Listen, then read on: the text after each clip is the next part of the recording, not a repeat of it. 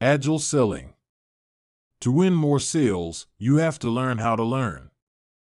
The one thing about sales and selling is that it doesn't ever get easier.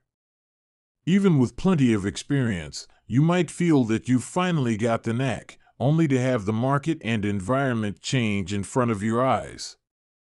This is why both young and experienced salespeople often struggle. The art of selling is always changing. Entry-level salespeople labor to learn their products and gather clients, while experienced sellers can trip over updated company strategy or the introduction of a new product. In these summaries, you'll learn how to roll with the punches in an ever-changing sales environment through knowing the secret of all great salespeople, agile learning. By becoming an agile learner, you too can transform yourself into that great salesperson you've always wanted to be. In the following summary, you'll also discover how sitting down with the company CEO might actually lose you a sale, why optimists sell more than pessimists, and why role-playing games aren't just for fans of Harry Potter. To succeed as a salesperson, you need to be adaptable to change. No matter how innovative a new product might be, it still needs to be sold. And that's where salespeople come in. But unfortunately, selling isn't so simple, as the world of sales is constantly changing. Sales teams constantly need to be on the lookout for more effective ways to sell their products. That might mean setting new strategies or embracing new technology, like software. What's more, salespeople have to be nimble and adaptable to succeed. Think of it this way. Techniques that effectively sell coffee machines to housewives probably won't sell smartphones to large retailers. And there's another important element of sales that constantly changes: the people you sell to. You need to know that buyers tend to become savvier and smarter over time. In fact, buyers have changed more than ever in recent years. Today, no one needs a salesperson to rattle off a list of product features. For example, a buyer can simply find the details online. But this doesn't mean that salespeople are irrelevant. Rather, a 2011 study found that 53% of consumers care more about the sales experience than the price, or even the product itself. So how can you as a salesperson deliver an experience that a buyer wants? By putting yourself in the shoes of a customer to explain why your product is a perfect fit. Yet this kind of personalized sales experience is particularly difficult to deliver when everything around you is changing constantly. That's why to succeed, you need to become an agile learner. Agile learning is the ability to easily adapt to new circumstances by quickly absorbing the knowledge and skills that are relevant to each individual situation. For example, when your biggest client gets a new CEO, perhaps your sales goals will change as a result. Roll with the change and take advantage of this opportunity to learn something new, gain experience, and become a better seller. To better manage the demands of selling, let go of negativity and embrace a new perspective. So how does an agile learner and salesperson actually go about learning? Well, it's not just a matter of absorbing information. It's rather a mindset that involves letting go of negative emotions to stay motivated. When it comes to learning, many of us face internal obstacles such as uncertainty and doubt. These kinds of negative emotions can wreak havoc on your motivation. In some cases, having a negative attitude could cause you to quit a difficult task altogether for fear of failure. The author herself experienced a career crisis. She was convinced that her sales tactics were effective, but she kept failing to close deals with big companies. But she didn't allow these failures to hold her back. Instead, she reevaluated her sales methods. Pretty soon she started closing deals again, and eventually wrote a book about the whole experience. It makes sense to follow the author's example and use your own failures as a way to evaluate your goals and methods. While failure might be inevitable, it needn't hold you back. Failure can even be productive. The author realized this when she fumbled a relationship with a prospective client, going above his head to the company's CEO. Her prospect was upset by this slight, so he canceled the entire deal. While the author was disappointed, she used the experience as a learning opportunity. Today, she knows how to better value her established contacts. And even if you aren't facing a specific obstacle, you can still set small goals to motivate yourself to improve. Most people set performance goals for themselves. For example, you might say, "I want to close 25 deals this month." But instead of specific goals with a particular outcome, set getting better goals. Tell yourself, "I closed 15 deals last month. This month, I want to close 25, because that will indicate that I'm improving." By now, you're probably convinced that you need to find a way to learn new things constantly to succeed in sales. Read on to find out exactly what you ought to be learning. Learning efficiently is more important than learning everything all at once. Make mental folders. Every time you start a new job, you have to learn lots of new things. A young salesman needs to know all his company's services, pricing structures, market competition, and so on. But he couldn't possibly master all this information in one night. Whether a change is minor, like when a client expands a product line, or major, like when you enter a new industry, you don't always have enough time to acclimatize yourself to the new situation and learn everything you need to immediately. And that's why you have to know how to make the best of the time you have. You can simplify the learning process using a few key strategies. One such strategy is to organize everything you need to learn into mental folders.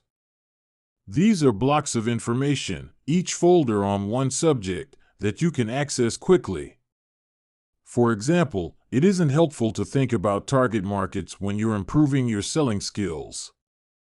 That's why you should file target markets into the products section of your brain, away from the sales folder that houses your selling skills. Mental folders also ensure that you're learning in the right order. After all, it doesn't make any sense to work on your selling skills if you have no idea what products you'll actually be selling. Another strategy to simplify learning is to make information more memorable by connecting it with things you already know. And a final strategy is to imagine yourself as the buyer. Think about your client's thought process. Consider these questions. How will buying from you make a difference? What events might trigger someone to buy your products? This kind of creative visualization will help you learn how to be an effective seller. Since you can't learn everything at once, find ways to prioritize to get up to speed quickly. What's the best way to adapt to a new situation quickly? It's easy. Take it step by step. To this end, it helps to achieve a small success soon after you begin a new job. Otherwise, you might become frustrated and feel like quitting.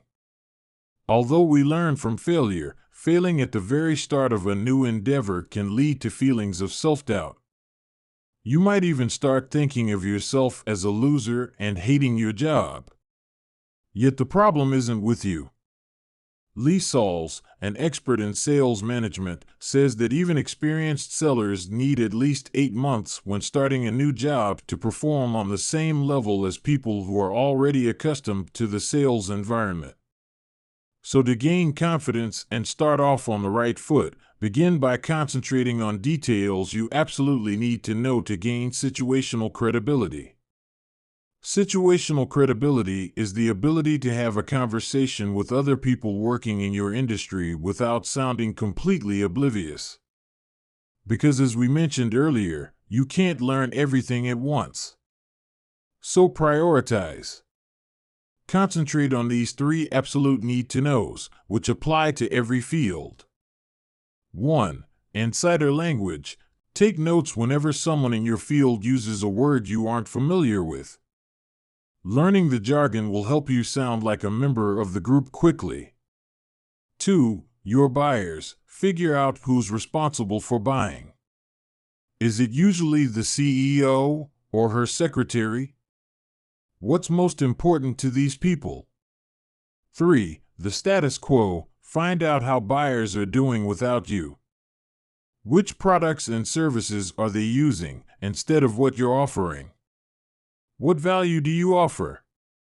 As you can see, learning plays a huge role in a salesperson's success. And yet it isn't everything. To really succeed at your job, you need a solid foundation of selling skills. Successful sellers thoroughly prepare for everything that could possibly go wrong in a meeting. Once you catch up to your colleagues and learn tons of new information, how can you use it to seal a deal? Excellence in sales demands thorough preparation. Not everyone realizes this. Some people think they can simply charm their way into closing a deal. But no matter how charming you are, potential customers still won't buy from you unless you've done your research. For example, although the author has many years of sales experience, she almost blew a meeting with a big firm. After role-playing with a colleague, she realized that she wasn't ready for that conversation. She couldn't deliver a structured presentation about the product and stumbled to answer even basic questions. Once she realized that she didn't have a good plan for the meeting, the author started preparing more seriously. She realized that no amount of skills or experience could eliminate the need for preparation. To that end, there are a few different techniques you can use to prepare before going into a meeting. For example, try role-playing the conversation with a colleague. You might even want to capture the conversation on video so you can better evaluate your performance. It's also helpful to learn from others. Just observing seasoned, expert sellers in conversation with a prospect might produce useful insights you can apply in your own work.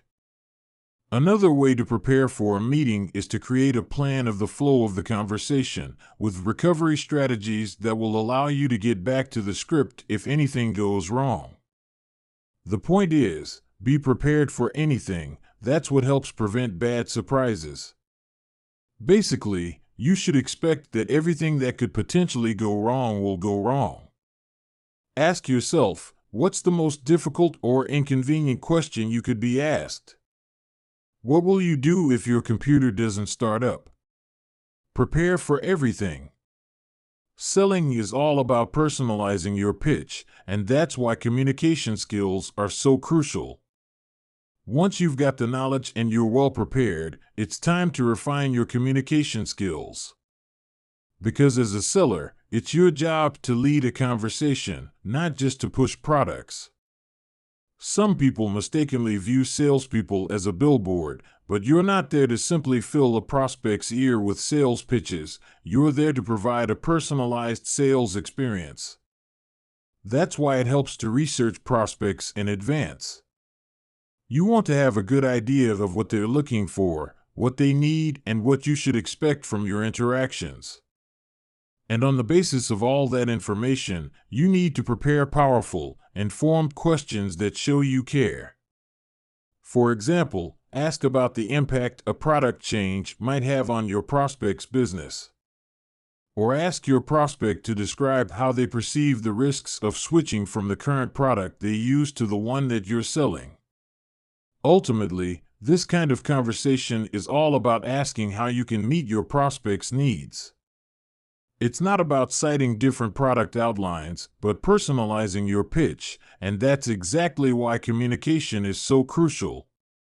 To this end, you need to be careful about body language and pay attention to the signals your client is sending you.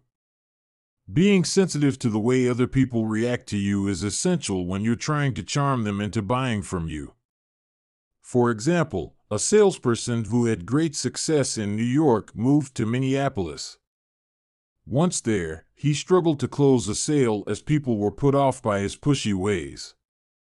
He sat too close to people and didn't give them enough personal space. What's more, he didn't realize that people actually shied away from him during meetings.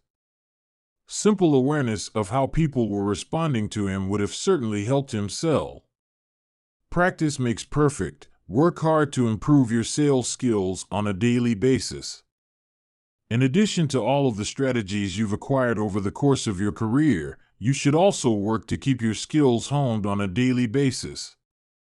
To stay on top, you have to stay inspired and motivated. In sales, attitude counts for a lot. Optimistic sellers outperform their pessimistic peers. So make sure you keep up a good attitude. For instance, you should try to find the value you're bringing to your buyers. This will help you keep your chin up even on the bad days. Don't just concentrate on making more sales and earning more money, but concentrate on the great products you're working to deliver to make people's lives better. Even if it just comes down to price, maybe your product even saves people money. It also helps to treat obstacles like a game, which will make challenges easier to deal with. It can be as easy as seeing if you could finish this project in under 90 minutes. Although everyone gets down sometimes, you shouldn't underestimate the power of bad habits to keep you down. An agile seller can't afford to wallow in old habits, so evaluate which habits are holding you back. To change your habits, you have to figure out where they come from. Generally speaking, habits are formed by a trigger event, which provokes the action, followed by the routine, and finally, the reward. To change a habit, keep the trigger event and the reward, but change the linking routine. For example, the author noticed that she was losing lots of time in the morning checking email and reading the news, and she was rewarding herself for this with coffee. So instead, she started working out as soon as she woke up, rewarding herself with a nice coffee once she was finished. This new habit boosted her productivity, as she came home feeling energized from her workout, and once the coffee arrived, her brain knew it was time to switch into work mode. Final summary: a great salesperson needs to be adaptive to change. This means you have to be able to learn new information quickly and constantly work on refining your selling skills. Actionable advice: if you feel insecure before a meeting, strike a pose to boost your confidence. If you need a confidence boost before a big pitch, consider singing a song that pumps you up or striking a power pose. Position your body in a way that takes up a lot of space and displays confidence and control. That way, your body will release hormones that suppress stress and stimulate your confidence. You'll feel like a selling superhero in no time.